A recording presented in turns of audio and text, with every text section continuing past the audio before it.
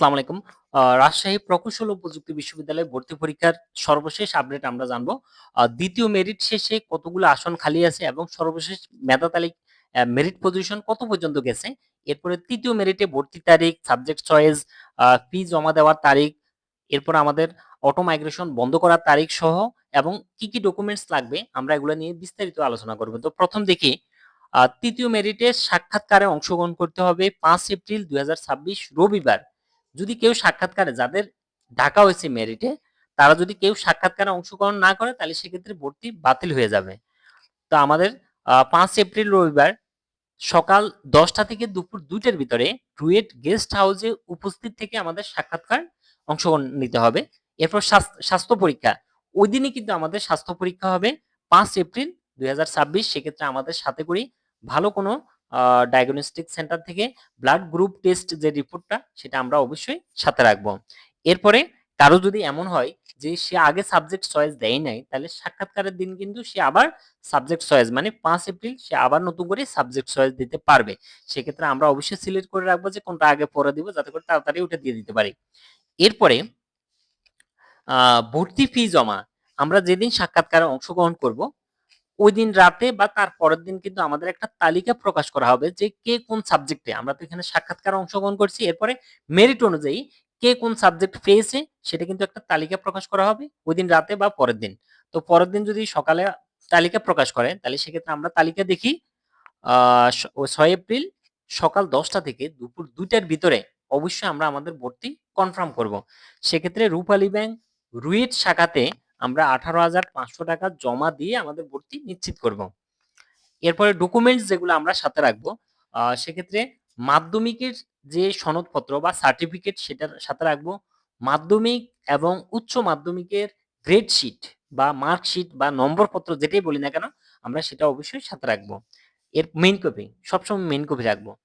উচ্চ মাধ্যমিকের registration card আমরা সাথে রাখবো। তারপর আমাদের রুয়েটের যে লিখিত পরীক্ষা হয়েছিল এই লিখিত পরীক্ষার অ্যাডমিট কার্ডটা পরিদর্শকের স্বাক্ষরিত অ্যাডমিট কার্ডটা আমরা অবশ্যই সাথে রাখবো। এরপরে সদ্য তোলা ২ কপি পাসপোর্ট সাইজের ছবি সাথে রাখবো।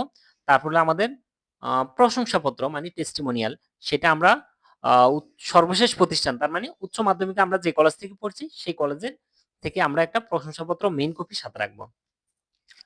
আসন খালি আমরা একটু দেখি। মোট আসন হলো আমাদের ১২০০, আর্কিটেকচারে ৩০, টোটাল ১২৩০। ১২০০ র মধ্যে প্রথম মেরিটে ভর্তি হয়েছে ৪৬১ জন, দ্বিতীয় মেরিটে ভর্তি হয়েছে ৫৩১ জন, তৃতীয় মেরিটের জন্য আসন খালি আছে ২০৮টা। সর্বশেষ মেধা প্রথম মেরিটে গেছে ২০০০ পর্যন্ত, দ্বিতীয় মেরিটে ৩৪৯৮ পর্যন্ত, ৩৫০০ রাখা হয়েছে এর মধ্যে ৩৪৯৮ পর্যন্ত সবাই সাবজেক্ট পেয়েছে। তৃতীয় মেরিটের জন্য তৃতীয় মেরিটে ৩৫০০ থেকে ৩৫০১ থেকে ৩৭১৬ পর্যন্ত ডাকা হয়েছে। ওনারা এই পর্যন্ত যারা আছে তারা কনফার্ম সাবজেক্ট পাবেই। এরপরে আসন খালি সাপেক্ষে ৩৭১৭ থেকে ৪১০০ পর্যন্ত ৪১০০ পর্যন্ত আসন খালি সাপেক্ষে ভর্তি হইতে পারবে। আর যদি সবাই কেউ উপস্থিত ছিল বা ভর্তি হইতে পারে নাই তাহলে সেক্ষেত্রে কিন্তু পরবর্তীতে আবার ওয়েটিং থেকে ডেকে ভর্তির সুযোগ দেওয়া হবে। তো এক্ষেত্রে আসন খালি সাপেক্ষে ৩৭১৭ থেকে এই পর্যন্ত ৩৭১৬ পর্যন্ত কিন্তু কনফার্ম সাবজেক্ট পাবে। তো এখানে তো সবাই উপস্থিত থাকবে না। এরপর আসন খালি সাপেক্ষে আবার এখানে ভর্তি হওয়ার সুযোগ পাবে। তো সেটা ৩৭১৭ থেকে ৪১০০ পর্যন্ত কিন্তু আম যারা আছে তারা অবশ্যই সাক্ষাৎকারে অংশগ্রহণ করতে হবে। কেউ যদি সাক্ষাৎকারে অংশগ্রহণ না করে তাহলে সেক্ষেত্রে কিন্তু তার ভর্তি বাতিল হয়ে যাবে। পরবর্তীতে আর কোনো সুযোগ থাকবে না। ওইদিন সাবজেক্ট না পাইলেও পরবর্তীতে আসন খালি সাপেক্ষে কিন্তু সাবজেক্ট পাওয়ার সুযোগ অবশ্যই আছে। তো আর্কিটেকচারটা যদি আমরা একটু দেখি, আর্কিটেকচারে সর্বশেষ মেধা ১১৫ তম পর্যন্ত সাবজেক্ট পেয়েছে। এরপরে আ এখন আবার নতুন করে যারা ১ তারিখে ১ মার্চ উপস্থিত ছিল তাদের প্রেক্ষিতে নতুন করে আবার ডাকা হয়েছে ১১৮ তম মেরিট পজিশন, ১২১, ১২৫, ১২৭ এবং ১২৮ তম পর্যন্ত যারা মেরিটে আছে তাদেরকে ফি জমা দিতে বলছে ১৮,৫০০ টাকা। সেটা ১০ এপ্রিলের মধ্যে। রূপালী ব্যাংক আ রুয়েট রূপালী ব্যাংক রুয়েট শাখায় অবশ্যই ১৮,৫০০ টাকা ১০ এপ্রিলের মধ্যে জমা দিতে হবে। আর কারো যদি আমরা জানি যে ভর্তি যেদিন আমরা নিশ্চিত করব এই যে ৬ এপ্রিল ভর্তি হওয়ার সাথে, সাথে কিন্তু আমাদের মাইগ্রেশনটা চালু হয়ে যাবে। এই অটো মাইগ্রেশনটা চালু হয়ে যাওয়ার পর যাদের এমন হয় যে আমি আমার ভালো সাবজেক্ট পেয়েছি, তাহলে তো আমার আর মাইগ্রেশন দরকার নেই। আমি মাইগ্রেশন অফ করে দিব। কারো যদি এমন হয় যে না আমি এখন যে সাবজেক্ট পেয়েছি, আমি যদি আরেকটু অপেক্ষা করি তাহলে আমি আরো উপরের সাবজেক্ট পেতে পারি। তাহলে সেক্ষেত্রে আমাদের কিছু করা লাগবে না।